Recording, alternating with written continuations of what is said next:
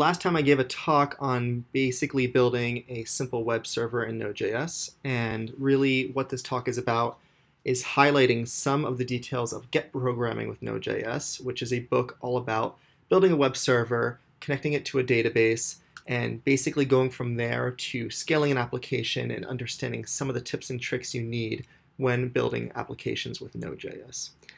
I also go into detail in the book explaining exactly what Node.js is, how it compares to other environments and other platforms, why it's so popular right now, and I recommend picking it up. It has lots of great reviews, which I'm thankful for the readers giving those reviews, and also for the readers giving positive feedback and just feedback altogether for ways to improve the content and the way of explaining this topic as it develops.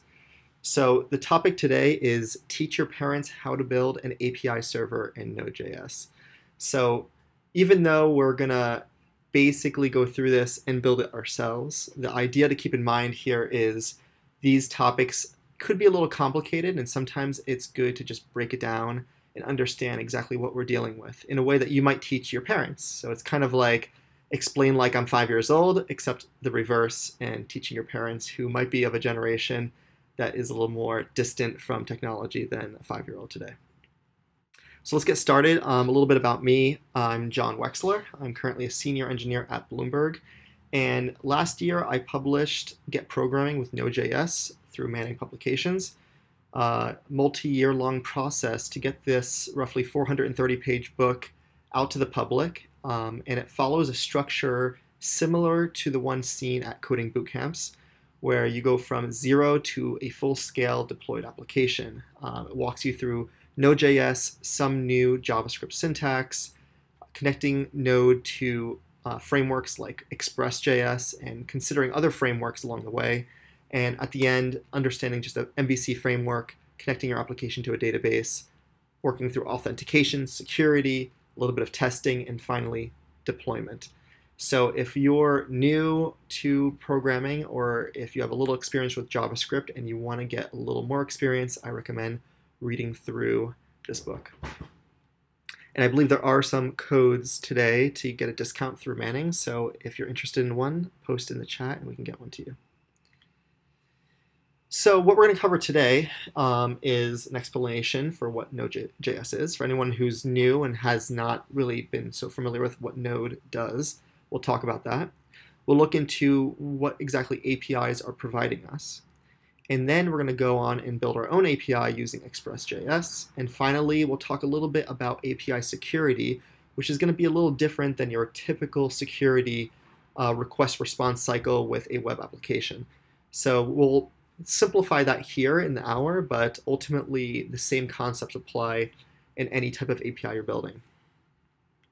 So first, to get started, what's Node.js? This is lesson 0 of Get Programming with Node.js. There's a lot of ways to describe this. In my previous talk, I went into a little more detail, but for now, I'm going to give a general overview and talk about Node in the context of an API. So Node, just like many other platforms and environments, allow you to build an application, specifically here with JavaScript. And what makes Node so unique is that JavaScript up until the last decade was primarily used in the web browser. So if you think of Google Chrome, Internet Explorer, Mozilla, you're basically only seeing JavaScript rendered on a web page when you're clicking buttons, when you're seeing certain animations. Now that's great, and that really progressed the web for us, but ultimately JavaScript as a language was much more powerful than just its use on the browser. And ultimately people got together and said, we can actually extract what Google Chrome put together for us in Google Chrome's V8 engine and use that outside of the browser and actually be able to run JavaScript through a Node.js server. So what that basically means is we can build our own apps without needing a web browser. We can build apps that don't necessarily have a visual aspect to them.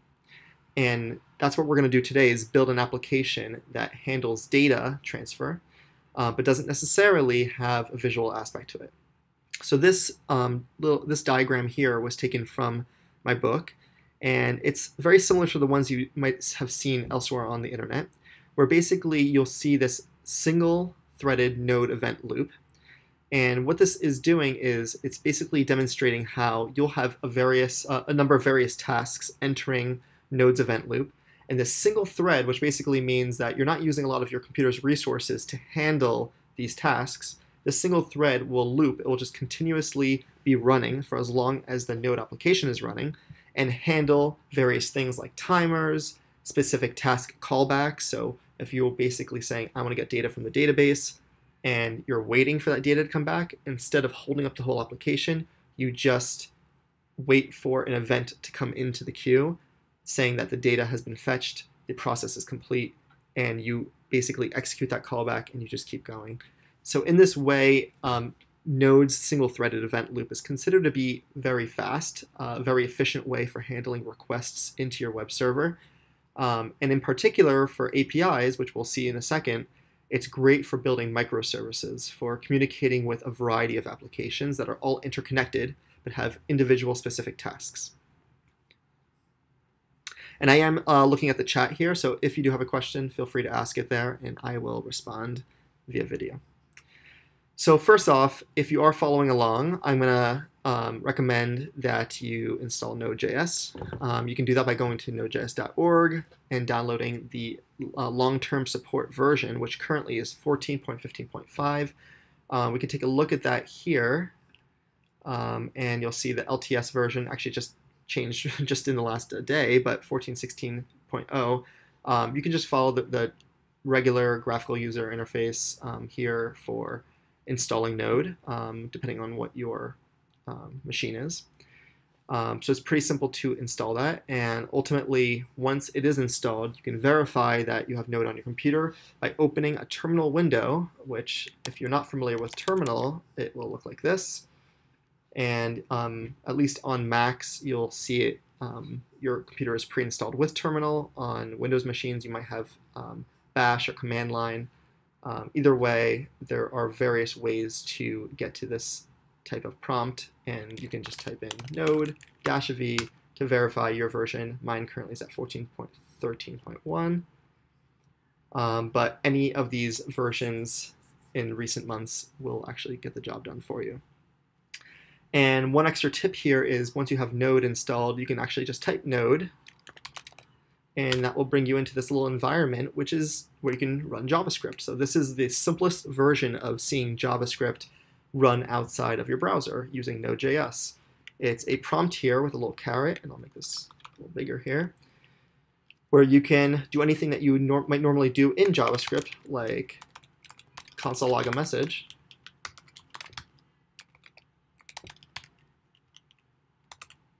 There we go. So we have the print message there, or define a function. So we can say something like let add two numbers be taken x and a y. Oops. And then we can just return the result of x plus y if we want. Doesn't do much other than give us the same addition features that regular arithmetic gives us, but then we can just say add 8, 7. We can already see the result preemptively printed there is 15. So this is just normal JavaScript with a new arrow function syntax as of ES6, and we can run it here in our terminal window. So if that's new for you, then I recommend practicing in that environment. So next up, we're going to look into APIs. So I know that was a short Node explanation, but again, if you have any questions that you want me to cover about Node, feel free to ask. So what's an API? Application Programming Interface. And it's a way for clients, individuals or machines to communicate with an application server to get data. So how is this different from a normal web server? It's very similar. The only difference is, like I said earlier, there isn't necessarily a visual aspect to an API in general. An API will basically return data to the person requesting data, which could be in the format of HTML, it could be in XML or JSON or a variety of different formats, including plain text. So just like you might send a text message with plain text, you might receive that from an application server as well. And basically, in summary, it's a structure to handle requests in specific formats. So this diagram below is also from Get Programming with Node.js, and it's a very simple diagram to show that there's a two-way street between the client and your server. Your server being your computer or some sort of computing machine where your application sits. It will take in a request from someone saying, I want some sort of data.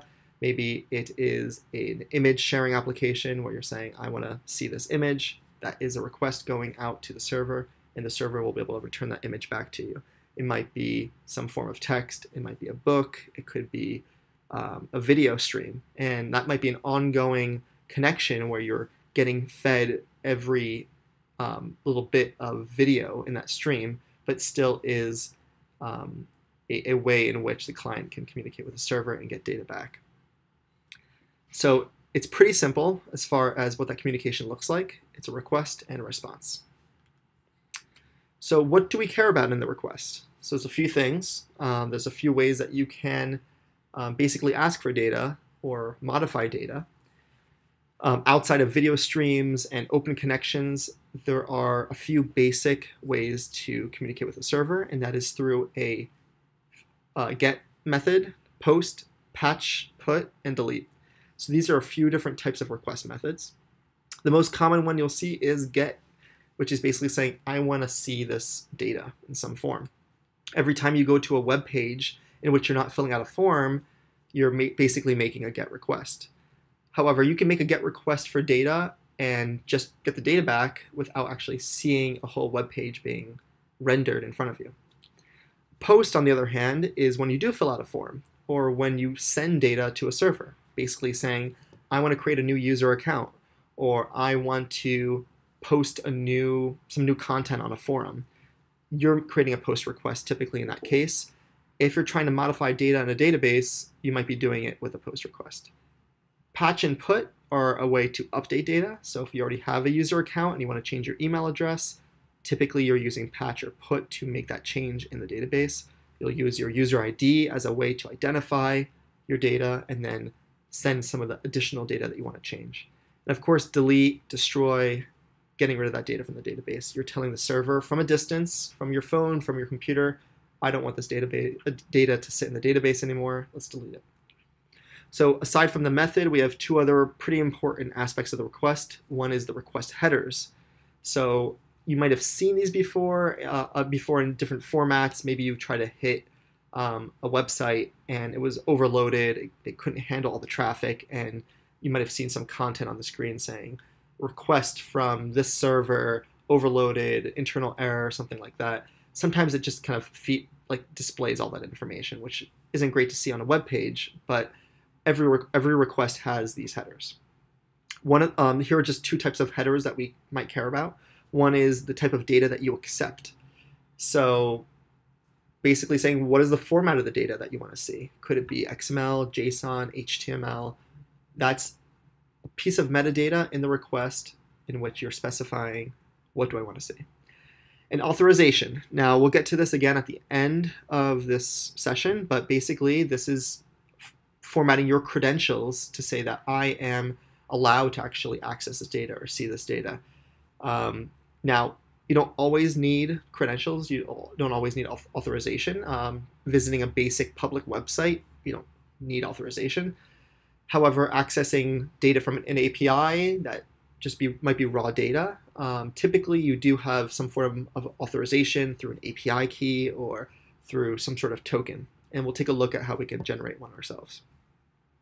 And the last thing is the payload. So depending on whether you're requesting data or you're posting data, you might have a payload, which is the data that you actually want to send. So when you're filling out a form and you're saying, my name is John Wexler and here's my email address, that might go in the body of your request. And then it gets received by the server, where the server can then say, okay, let's take this data from the body and save it to the database. So with every request, we typically have a response, and a response has a few pieces of information that we care about as well. One is the status code. What is the status of how that server received your request? Was it successful? Did we save the data? So typically, this one, we have 200 here for success. We have 400s and 500s for certain types of errors, and we'll take a look at that as well later.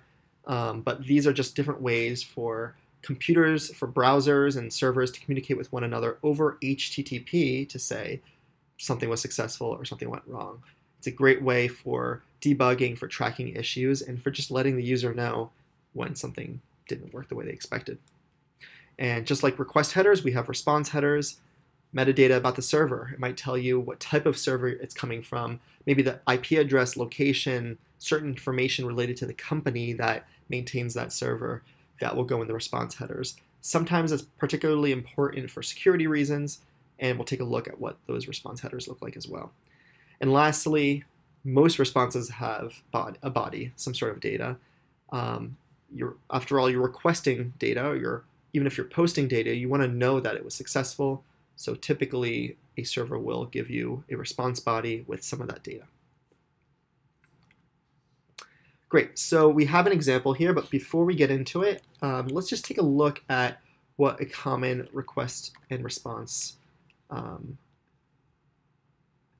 what the common request and response data looks like. So if I open up the network tab here in Chrome Developer Tools, I'm just looking at the Node.js website, and if I refresh, we'll see there's a lot of requests being made here externally.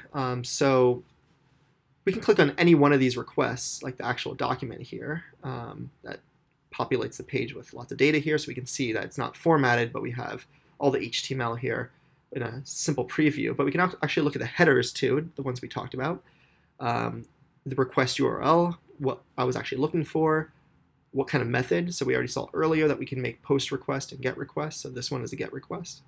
Additionally, we got response headers.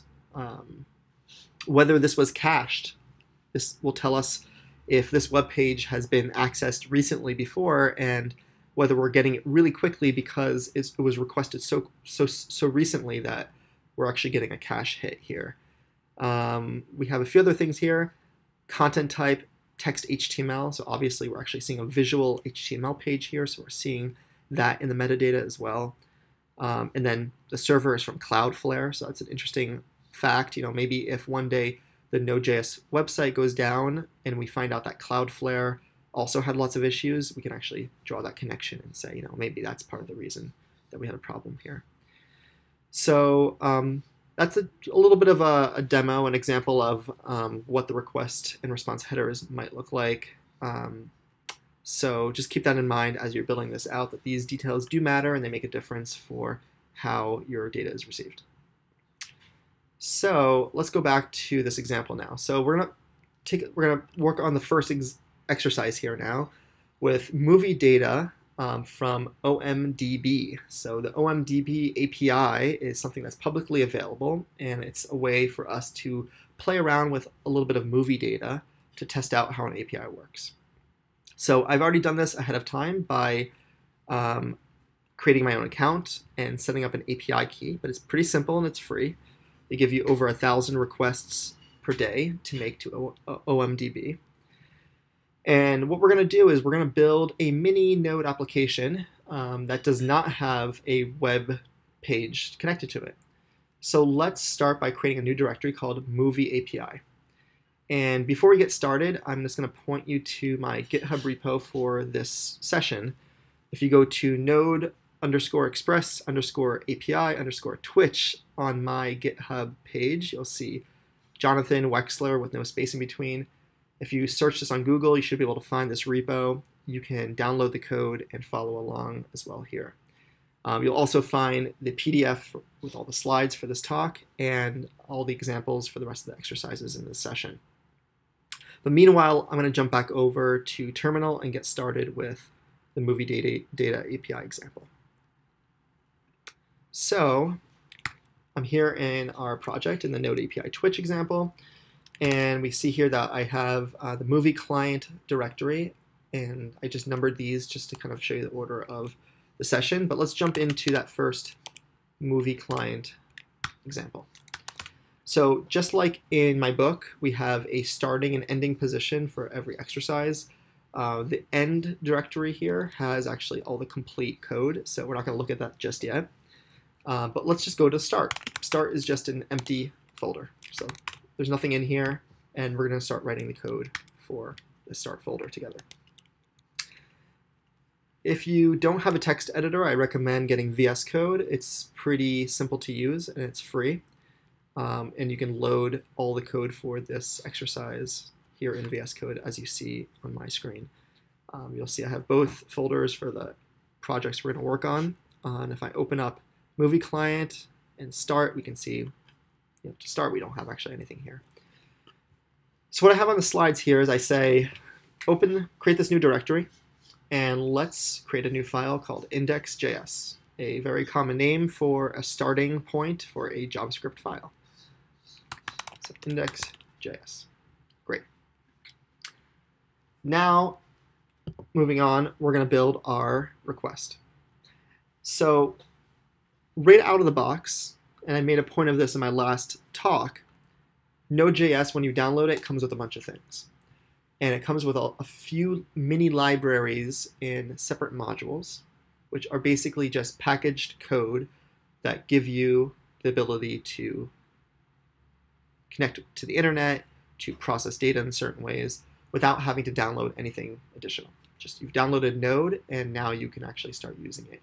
And this is one way in which you can use it, the HTTP module. And what we're doing in this example is we're going to import the HTTP module. I've set up another variable here with my API key. And in a second, we'll see why we're using this query called hacker. I'm basically going to look into the OMDB database for any movies that have the word hacker in it. And then I have my URI set up, and we'll talk about breakdown of a URI in a second too. But basically what we have here is we're hitting the OMDB API, and we're providing our API key, which is unique to every user that gets approved by their site, and we're appending a query to the end of that URI. And lastly, we're going to run an HTTP GET request on this URI, and then we're going to look at the response. And this is one way in which we're going to get data from the site. So let's go ahead and pull this into Visual Studio.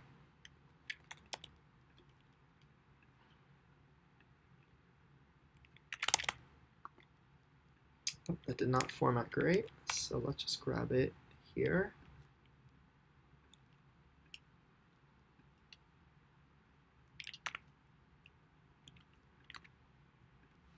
Great. And what's nice is that these API keys do expire every 24 hours, so it kind of prevents people from overusing them. But what's nice about this example is we actually don't need to do that much. We're not actually requesting that much data right now.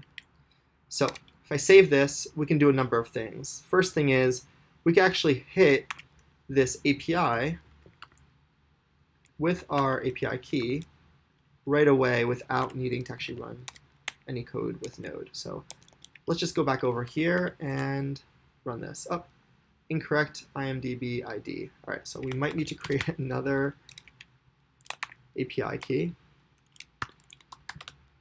I'll actually show you how this works here. So I'm going to create my API key here.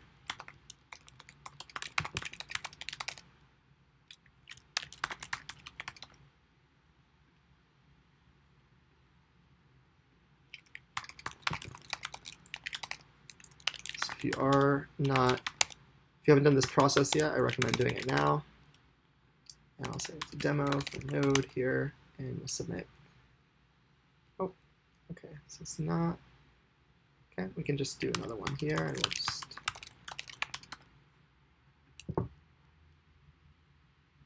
Okay, great. So I'm getting a new API key now, and of course, demos are not the best time to get one, but of course, that's where we're at, and that's all right.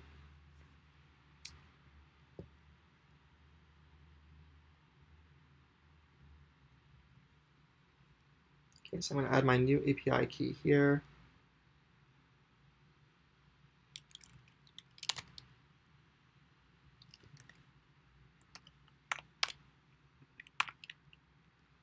Okay, and then let's just go back over here and try that again. Okay. And let's just add in a query here. So just like we were saying before, search for hacker, and there we go. So we have some data here. So we can see that the data is just coming from OMDB, and it's searching our query for us. So we can see that there's a title of a bunch of movies here with the word hacker in it. Obviously, the format here isn't great, but we can see that we made a search query, and we got the result back, which is great. So maybe I want to take this data and modify it in some way. I don't necessarily just want to see it on a web browser. So let's go back over to our mini app here. So index.js, we're basically saying, do the same thing that the browser did and create a GET request to the same link. But this time, let's accumulate all of the data that we're getting back and print it. And this is something that is unique to how we're making this GET request with HTTP, is we're getting chunks of data. So even if the data is really small, what we need to do is append each chunk, which is coming back as a string, and we're basically just building that up. And once we get our ending response, I'm just going to print it to the screen and parse it as JSON. So we saw that this is a JSON structure, so we're going to print that once we're done collecting all the data. So now we have our index.js, and I'm just going to write node index. And there we go. So same data, a little more color to it, a little more structure, and we can see that we have a search request and we have a bunch of results. A movie called Hacker from 2016, The Hacker Wars of 2014, another hacker movie from 2019, Kiddo the Hacker. So clearly being a hacker is popular enough that they'll create a movie about it. So there's a lot we can do here. We see that just like in this JSON structure, we can pick certain movies, like we can target this search term, and we can say something along the lines of, once we have the data here, let's look at search, and then let's take a look at the first one. And let's just print that out. Great. So we got our first result, so maybe we just care about that one. Or maybe we want to iterate through every result and just look at the titles. We don't care about the years. So let's see what we have in common between all these titles. So I might want to say, parse this JSON, but then I'm going to map on each of these and say something along the lines of item print item dot name. And we'll bring that back into our console log. Great. Oh, title, I think it was. Actually, let's take a look at what we had here.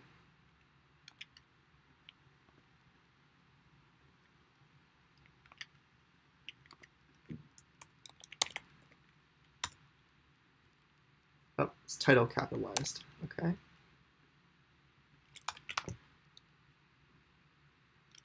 Let's try that again. Great. So now we just have a quick list of all the titles. We don't care about all the other data. But what's nice about this is that the control is now in our hands. We can modify this data however we like in particular. Great. So here's an example response. You can take a look at this later if you want to examine it a little further.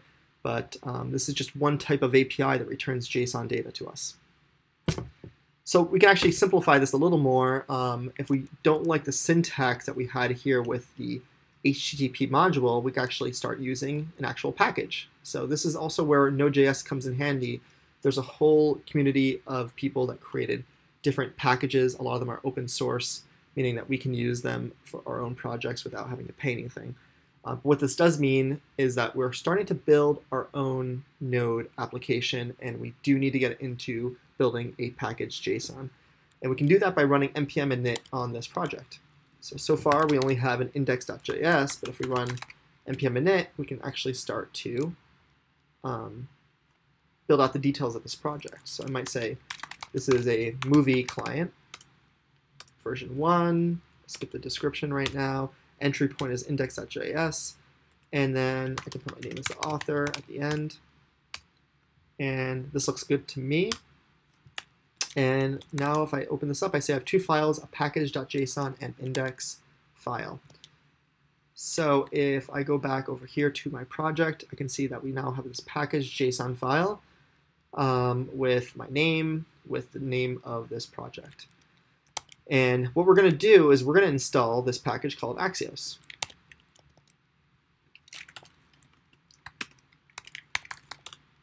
So npm install axios, or npm just the letter I, axios. And if we go back to our package.json, we now see there's a new section here called dependencies. And our package axios has a version number next to it. This also means that we can now start using axios inside of this file. So if we ignore all of this HTTP request that we had already created, we can start to build out our axios request, which is just another way of making the same type of request, but might be a little cleaner. So first we're going to need to require axios, which is importing the project that we just installed, and then calling another GET request. And just like before, we're just going to print out the resulting data. So let me pull that from here real quick. So we have our GET request. And we don't need HTTP anymore, so I'm just going to get rid of this and replace it with axios. So let's just get rid of all of our HTTP stuff here.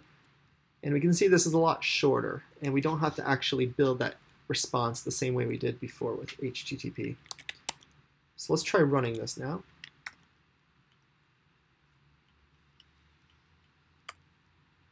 Great, same result, that's what we wanted.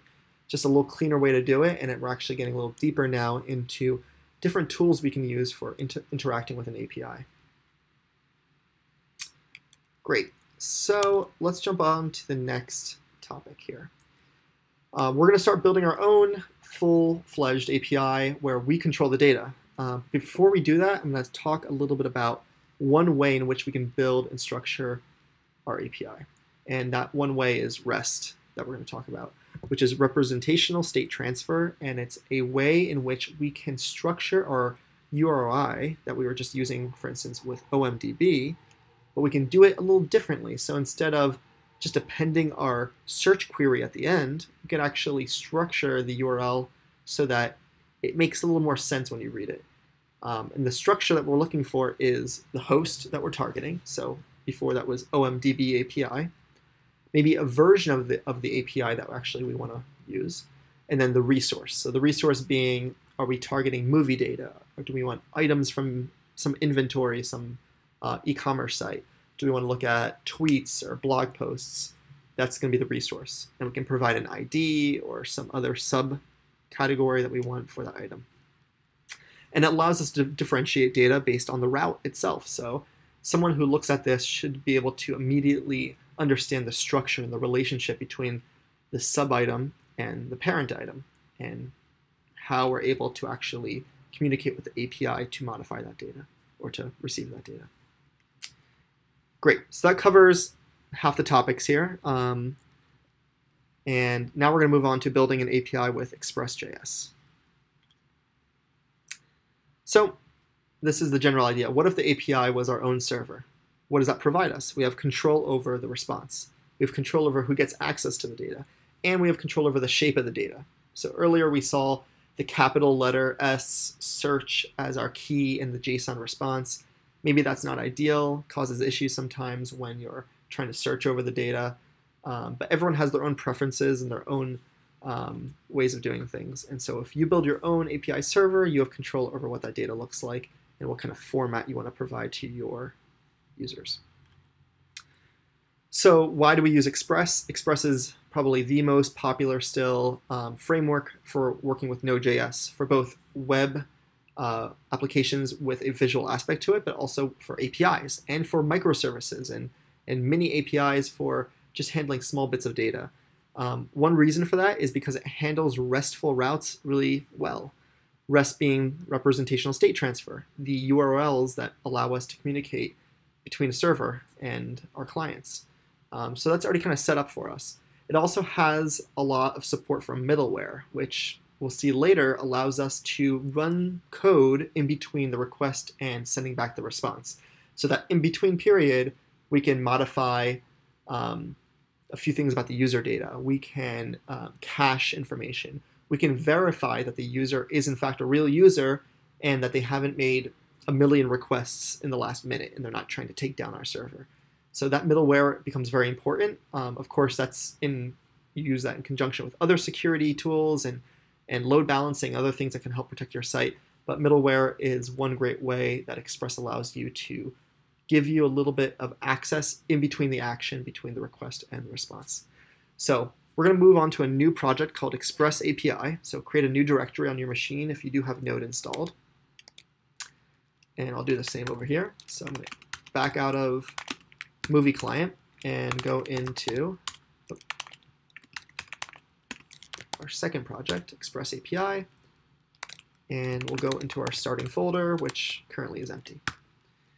And just like before, since we're actually going to build a real Node app, I'm going to run npm init to actually generate our package JSON for this project. And let's call it Express API. Version 1, and we'll say this is a mini API server with Express. Entry point is still going to be index.js. And we don't care about these other things for the moment because we're not going to be publishing this just yet. And at the end, of course, if you want to give yourself credit for working on this, put your name there. And it's a simple package JSON structure here, so this looks good to me. And let's jump back into our text editor. So I'm going to close this movie client folder and open up our new Express API start folder. And right away, we can look at the package JSON, a very similar structure where we have our name and your author. And let's add one more thing here. Let's actually install Express. So before we wrote npm install axios to install the axios package. This time, we're working with Express. So jumping back over into package JSON, you can see now we have a new dependency, a new package on which this application depends on. So we're going to be working with Express in a second, and it's good that we now have it registered here in the package JSON. You'll also notice that we have a folder here called Node modules, which gets generated as soon as you install new packages or new modules. If we open this up, just like in any other Node application, we'll see the actual contents of Express, as well as all of these other folders, all the other packages that Express uses, like cookie management and body parser here. So, and then, of course, Express itself is right here, which we can open up and see all the contents of this library.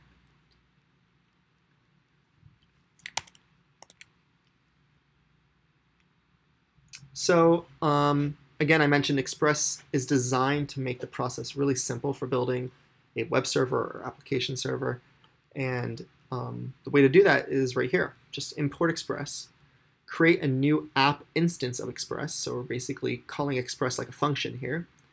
And then we can define a port that we want to run on and then start listening on that port with app.listen. So pretty straightforward. And let's put that in here in an index.js file. So import Express. Then we'll create our new app, which is going to be calling Express's function. Of course, we could also call it up here and not import Express explicitly, but we're going to need the Express constant in a second, so I'm going to leave that separate. And I also mentioned the port, which I'm going to also create as a constant here. I'm just going to use port 8000. And then lastly, we're going to just run this application. So app.listen. And listen here takes in a port number. So we can just use our port constant here. And we can stop there, but one way to actually know that this is working is we can have a callback function, just like in most JavaScript async applications, and console log a message to say, our server is running at localhost, and then whatever our port is, so localhost 8000. So semicolon here, save this, and now let's jump back over to our terminal page. And just like before, we'll run node index. And there we go. Our server is running at localhost 8000. So let's just take this here and jump back over to our browser and paste that in. Great. So what do we notice? A few issues, but something that's actually good. We get a message from Express saying, cannot get /, so cannot get our home page. Ultimately, we're not building a web page here, so we don't care too much about what we want to display on this page. But still, it's an indication that our server is running, but there is no way to handle a connection specifically to this route. So how do we fix that?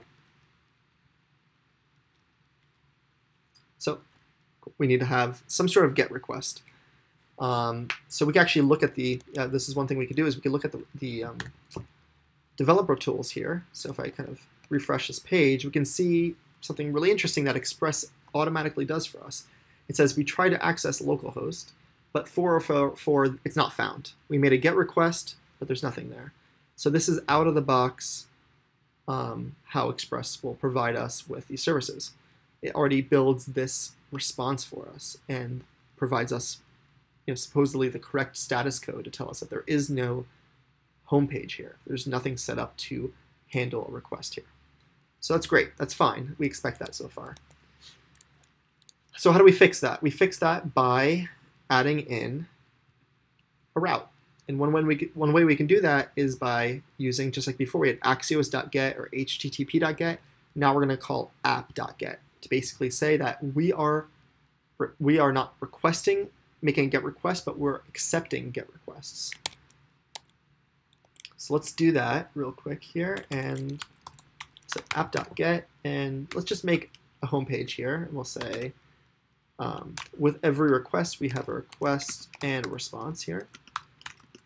And what we can do is we can say in a response we can send a status back 200, and we can send a message and say welcome. Save that, and what happens now is that since we're running a server, nothing's changed on the server itself. So I'm going to have to restart the server by running node index again. Another way I can do this is actually using another package, which is called nodemon. So you can run npm i-g for global installation and nodemon, which will install it across your computer. And once you have nodemon installed, you'll be able to just write nodemon.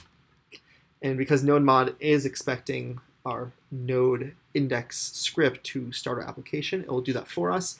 And whenever we make a change in our code, it will automatically restart our server. So now we can go back to our page here and refresh, and now we get our welcome message. So that's already a great start, but we can actually enhance that a little more and see that Express handles this text response, but can also handle some sort of JSON response. So I can say message is welcome. So a different data format, but Express knows how to handle that and to send it back to the user. So if I refresh now, we now get that JSON structure, just like OMDB was sending back to us. Great, so we're already kind of steps into building this API. So before we do that, we don't have time to set up a whole database and connect to it, so I created a fake hard-coded database to kind of get us started. A few products with an inventory, so we can kind of get a sense of maybe this is coming from a database and we are a site or some sort of API trying to communicate and see, do we have enough jeans or enough jackets in the warehouse before we promise our customers that they can buy some? So let's import some of this data here, and I'm going to pull this from our end project, so you can find this all on the GitHub repo. I'm just going to drag all this in. Great, so we have our data. Within data, we have products, and we have these 3 products here to list. So right away, we can actually just return this data. So I can just say data here, get rid of all this extra content, And let's try that again. Refresh this page. And there we go. We have all the data just returning right away with products and all the names of the products. I did mention in another slide here that there's other ways that we can actually communicate with our server, and it's not necessarily just through a browser like this. Of course, I can create another server, just like we did before, and communicate with the server and say that, I'm requesting data to my other mini Node application from this Node application. Basically, a microservice structure. We can also use tools like Postman here, where we can actually make a request to localhost 8000 and send it. And just like that, we get our data, products, jeans, jackets, hats. This is just another way, a tool for us to make that GET request or POST request, and we can kind of test our API server. It's a great tool in which to kind of visualize the data and get a quick response without having to depend on a web browser. Great. So let's go back here and let's create a simple route and try to understand how a typical API will handle its routing. So since we're kind of getting a little more specific here, it makes sense to use Express's router class and create a new instance router where we're basically saying these routes that we're going to build are going to be specific to products or specific to some sort of detail to our site or our data. Additionally, we're going to use one version of Express middleware by basically saying app.use this string /v1, which is saying we're going to define this version of our API as v1, and this will go into our URI. So let's add that in now. So at the top, I mentioned that we want to keep this Express constant, and part of that reason is so we can do this. Const router equals express.router, and then get an instance of that. And then lower down, we can say app.use v1, and we'll use whatever comes with that router. Great. What we also want to do is we want to define some routes on that router. So we can either do router.get, or we can do something really nice that Express offers, which is router.route, and we could then just chain all of the different requests that we want to add to that route. So here, instead of app.get, we can say router.route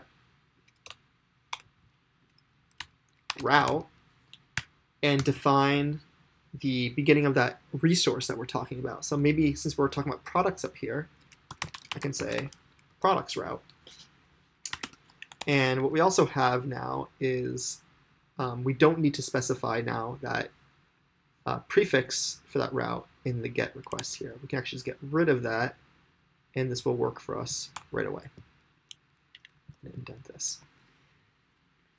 Since we only care about products, we might want to simplify this a little bit and say something along the lines of products are data.products, or simply destructure this as products from data, and then we can just put that in here. So now let's try hitting our new route, which is version 1 products. And again, we can test this in Postman here. So v1 products. And you can see the difference here that we're showing data and products with our last request. If I hit send now, we see it just simplifies to our products. So we've now built a pretty generic structure for an API. We have a version, we have a resource, and we have our host. So let's make it a little more complicated with the time we have left. But before we do that, let's take a look at the data. So I mentioned that we have access to the request and the response, the headers, the body. A lot of data comes into Express, and we can look at it through middleware or even within the request handler itself. So in here, before we actually return anything, let's just print something here. We can say console log our request is rec.params or rec.body, anything like that, or even URL, right? So we can see some of these details here. And if we refresh this, we'll see it printed in our terminal window. So I'm going to hit send again. And then we can see here that our log message was printed on our server itself, not in the browser, but a console log message in the server saying that our request was to /products. This is a pretty standard log message. This might help us determine which routes people were trying to access, where people were trying to get data from. Great. So next, I want to look at dynamic parameters. Typically, this would go in its own file, but for simplicity, we're going to wrap this in a function. And what we're basically doing here is we're defining a set of routes within the product scope. So we want to get information about products specifically. So we're defining all the routes together here. And at the end, instead of creating a GET request for /products, another GET request for /products / the name of the product or / something else, we can do that all within the namespace of /products down here. And we'll take a look at why that's important once we have that up and running. So we're basically getting rid of this whole router.route that we just used. And now instead, hop in here and let's take our content from our product router function. And let's get rid of some of this stuff here. So we have our GET request. We have our name. Great. And then we'll save this one for a bit. So what we want to do first here is understand why are we wrapping this in a function. So just like before, where we created a new router instance up here, we're making another router instance specifically for product routes. So just like before, we're calling express.router and instantiating that. Later, we're able to then have a get route on that router for various types, and then we return that router.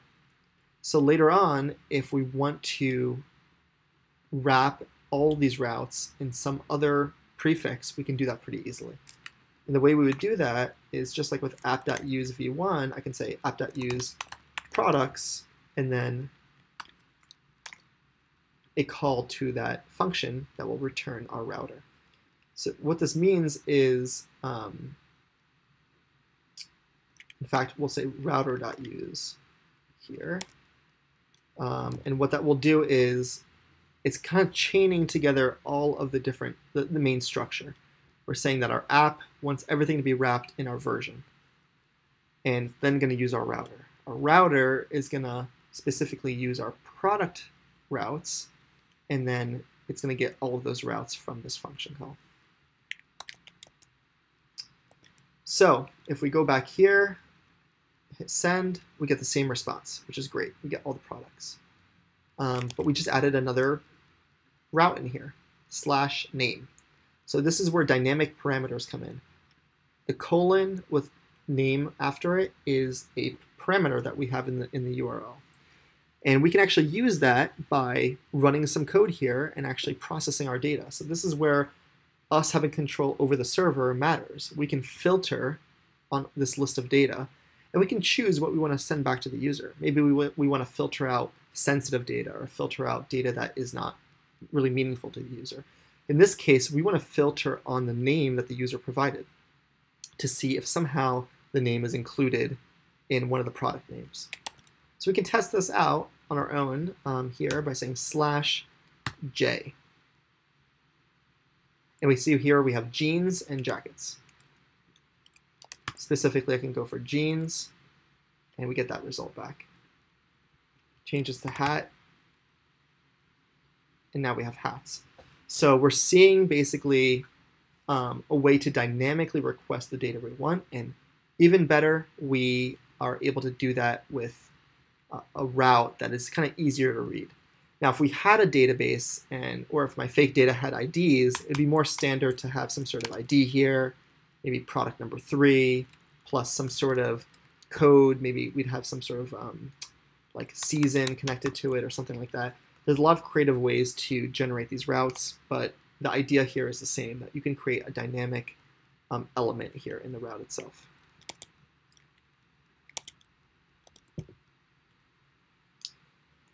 So one last thing that we're going to do in this example is to process JSON, and then we're going to talk a little bit about authentication before we end here. But Express used to have tons of things bundled with it, but people started to say, you know what, we don't need all this code, and the actual download of Express was getting too big. So why don't we like extract some of these features, and if you need it, bring it back into Express. So one of those things is Express JSON. So if we want to post information into our database, we don't want to just send it back to the user. So it's not a user asking for data, but they actually want to update their name or information. They're going to post it into our system. So we want to create a post request like this. In order for us to be able to interpret that, we're going to add some middleware to tell Express, be prepared to handle JSON data coming into our system. So we can do that by pulling in, first I'm going to pull in our post request and put that into our router function here. And what we're doing here is we're saying, if you post to our product route and you give us a name and inventory that you want to post to our database, we'll print out console log that we're saving that new item. And we'll then give you a message back saying, congratulations, the data was saved. And up here, I'm just going to add in app.use express JSON. Great. So that's now saved, and it should have reloaded here. Great. And now let's create a post request. So I'm going to post to the products page, v1 products, and then let's look at the body here. So I'm going to send a new, it's a little bigger here, but I'm sending this JSON structure with a name and an inventory. The name is shirt, inventory of 9. And saying it as raw JSON in the body of this request. I'm going to the v1/products route, and I'm making a post request. So because it's post, it's going to register in our code here as a post request and immediately go to our route here. So let's try that real quick. Send it. Great. I got a message here that says data saved. Awesome. If I go to our terminal, we say saving 9 of shirt, which was the message that we wanted to print. Over here we said saving inventory, whatever the inventory was, of whatever the name of the product was. Now, of course, we don't have a database here, but instead of this console log, we would typically replace this with saving to Postgres or saving to MongoDB, if, of course, this person's authorized to save their data. So that covers the bulk of what we wanted to talk about today. But there's still one more topic, which is securing your API, which I think some of you might find interesting and is a little more advanced in understanding how do we prepare for different expectations on how people will use our API and how we protect against the wrong people getting into our system and seeing our data. And I just saw on the chat, if you're interested in getting a free book, you can actually follow the Manning mailing list and you will get a free copy. So that's good to know. So let's jump into securing your API. This shouldn't take that long, so bear with me. Real quickly, what do we need to do when we're securing our API?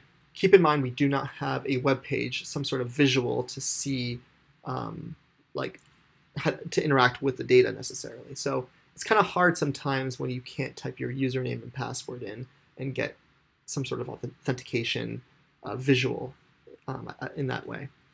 But one way that's done with APIs is with some sort of token that is provided to you from the server or from the company to say that, like, use this token as a way to make your requests, and then we will verify and confirm that you are in fact this user with this token, and therefore you're able to use our database.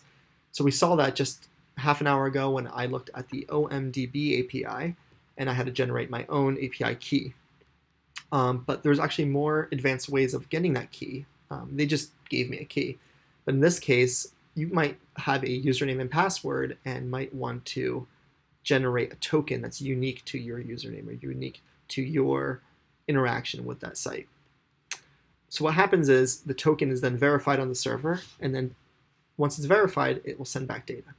And what we're going to focus on is using JSON Web Tokens, which is a way of authorizing and verifying users without state, so without actually having to save like the actual current state of your interaction with that server. You can hold on to that token, and given whatever expiration date we define, use that token until it expires. So similar to OMDB, we get an API key. But as long as the user provides an email, in our case, we should be able to create a token that associates the email with the token itself. And like I mentioned before, we want to do this to protect the database for a few reasons: to monitor it, make sure not the wrong people aren't getting into our database, rate limit them, meaning don't let them make thousands of requests every second, and overload our servers. So we're going to add a new package here, which is called JSON Web Token. So let's run npm install. I'm going to close my server here and run npm install JSON Web Token. And that's going to install a new package for us. Great. And then we're going to add this line to our index.js, which is importing JSON Web Tokens, which are often known as JWTs or JOTs. So let's go to the top here, const JWT, and require JSON Web Token. Great.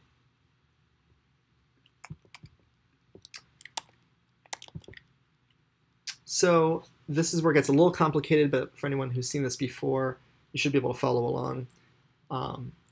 We're going to use this token as a way to sign the token with the user's information, which basically means combine whatever data we have from the user with some sort of secret key that we generate on our side, and as well as an expiration date.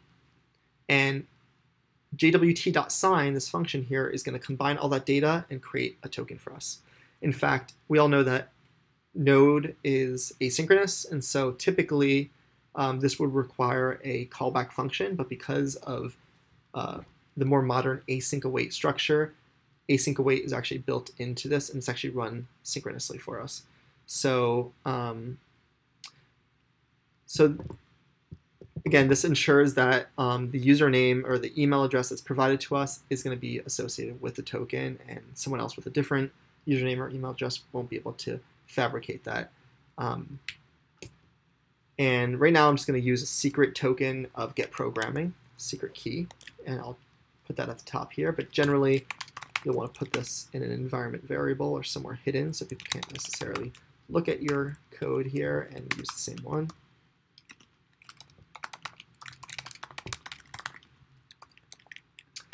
And then we're going to create a new function here called authRouter. So this is a way for us to get our token. So after all, we don't see a web page. We can't actually see anything visual. We actually need to send out this request and get back data, and then use that data moving forward. So I'm going to make a post request to a new authRouter /key, send it my email, and then in return, I'm going to get a token.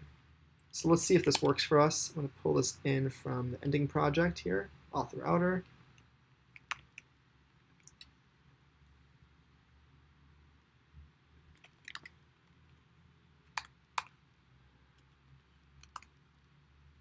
And then just like before with router.use products, I'm going to do router.use auth, but use our authRouter instead of our product router. And again, what we're doing here is we're saying create a new router for our authentication, create a post route on /key. So if somebody makes a post request to API version 1 auth /key and sends us their email, they should get a token. And then in our database, we can say, okay, we have this person's email. If they do anything malicious, we'll try and follow up with them. Not the best security, but it's a great demo of how the system works. And ideally, you would be doing this with a user's actual ID and information in a database, but we don't have that set up here currently. So let's see what that looks like with Postman. So I'm going to make an auth request here. So v1/auth/key, and I'm sending it my email address. So let's post it. Oh, not working because our server is not up. So let's run that again. Nodemon, and post it again here. And we have an error, cannot post to v1/auth key. So what do we have here? What is going on?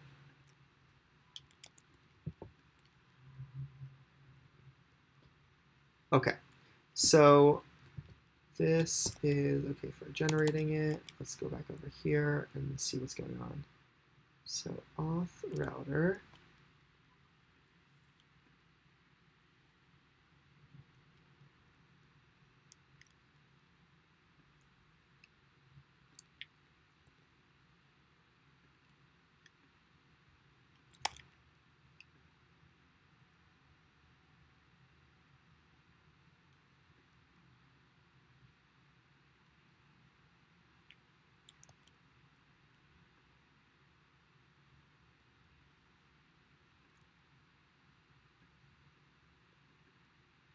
Oh, I'm not returning my router here. That's the problem. Okay, that should be better now. Great, so restart our server and let's try that again. Sending our email address to /auth/key. And there we go, we have a token. So this really long token here is our token that we can now use for creating API requests. Then we look back in our server, we can see that saving john@johnwexler.com with token with the following token. So ideally this would be saved into our database or some sort of caching system to say we're keeping track of which user is accessing our data. Let's move on to the next point.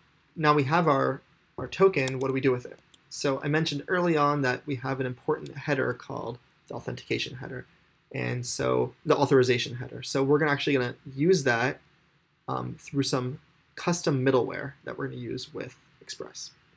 So if we jump back into our code here and we go up to the product router, right now anyone can access this router.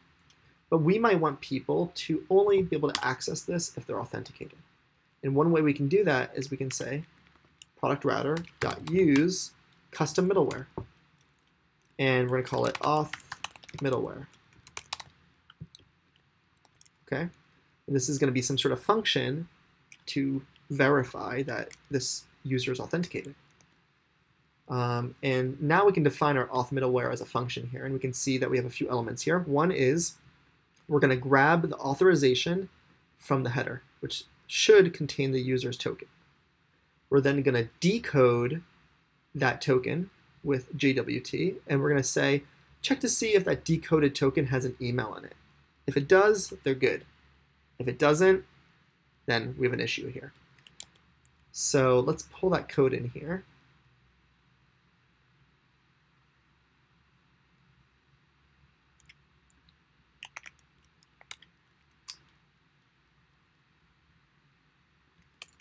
So auth middleware, checking to see if we can decode that signed token. So down here, we're signing the token. Up in auth middleware, we're verifying that token, and it will return to us our decoded data. In fact, let's print that decoded data too. So say decoding user is decoded.email. So at least we can see that the email is successfully printed. And like any Express middleware, we take the request, the response, and then this next callback function, which says, let's just go to the next thing we were going to do before, which is go to the route that the user is trying to access and let them see the data. Otherwise, we're going to send them a message saying unauthorized request, and in fact, we can enhance this message by giving it a status code, unlike our typical 200 status code, and instead give it a 401. Save that. So let's see what we get here. I'm going to make the same request to our products, let's say our products get request, v1/products, right? Before I was able to see hats. Let's see what happens now. Sending, JWT must be provided. We have an issue here with our JSON web token. Let's give it an authorization header. So give it authorization, and let's give it just a bunch of junk in here as our token. Maybe we can fool the system. Nope, JSON web token is a malformed error, not going to work. Let's put our token in here, send it. Token expired. Even though this is a valid token, it's no longer valid. Why? Because we also have an expiration date. If this was created in the last 24 hours, then we know that when we're verifying this token, it's not going to work for us. It's actually not a good token to use. So instead, let's use the token. Let's get a new token here, auth request. We have our token here, freshly created. Go to our GET request, paste in our authorization token. And remember, this is in the headers here. And I'm still making a GET request. This is just a token in the headers to look at the products.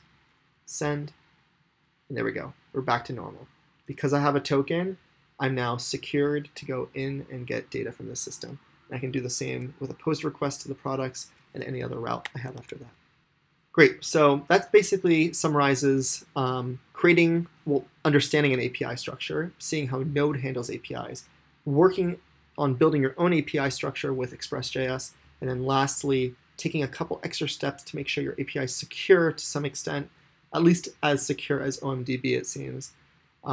So this is, in summary, how you would go through that process yourself in just about an hour. So that covers all the sections here. If you have any questions, always feel free to reach out. You can reach me, john@johnwexler.com, or visit my site. You can also go and purchase Get Programming with Node.js, and we have a live, active forum of people commenting constantly about the book, getting answers. I think there's about 150 active readers at any given moment that you can see on the site.